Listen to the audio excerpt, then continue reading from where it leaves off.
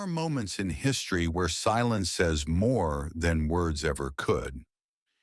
In 2023, retired U.S. intelligence officer David Grush made a claim that sent shockwaves through the global community, claims so bold they were nearly unbelievable. According to Grush, the Vatican had knowledge of, and even possession of, a crashed non-human spacecraft recovered during World War II. It wasn't just the U.S. government that had access to these secrets. The Holy See itself had allegedly taken part in covering up one of the most extraordinary truths in human history. We are not alone. But why would the Vatican, a religious institution rooted in spiritual belief, have any interest in alien technology? To understand this, we have to rewind the clock all the way to 1933, Italy. Reports of a strange flying object crashing near Magenta, Lombardy, began to surface in the final days before the World War II. Eyewitnesses described a disc-like object descending from the sky, trailing smoke, before vanishing into a wooded area. The object was retrieved not by the military, but allegedly by the Vatican in coordination with Italian fascist leaders. And then it vanished from history. No newspapers, no public records, nothing until now. According to Grush's leaked intelligence, this was not only real, but just one piece of a global puzzle, a puzzle the Vatican had been quietly assembling for decades. But why? What did the Vatican have to gain from this knowledge? Perhaps the better question is, what were they trying to hide from us? The Vatican has always had a complicated relationship with science.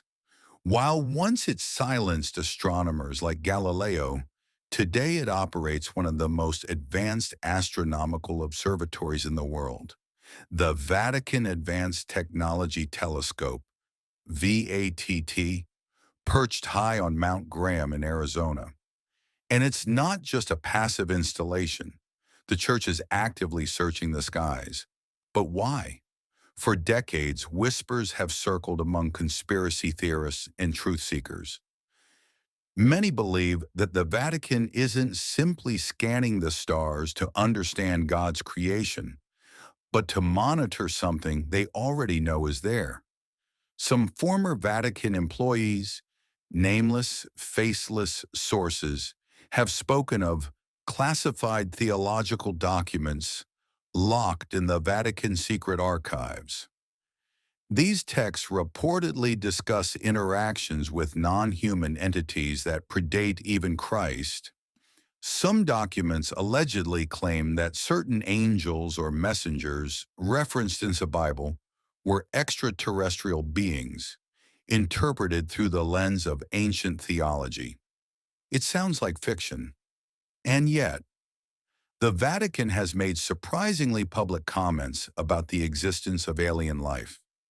In 2008, Father José Gabriel Funes, then the Vatican's chief astronomer, told L'Osservatore Romano, the church's official newspaper, that believing in aliens does not contradict faith. He even went so far as to call them our brothers in creation. Our brothers? This wasn't denial. It was something far stranger, preparation. Is it possible the Vatican was soft-launching the truth, testing how the public would react? And still, behind the scenes, more disturbing reports began to emerge. Not all extraterrestrial encounters were peaceful. There is a name that has haunted UFO lore for decades: Maximilien de Lafayette. He claimed to possess knowledge that wasn't read or taught, but remembered.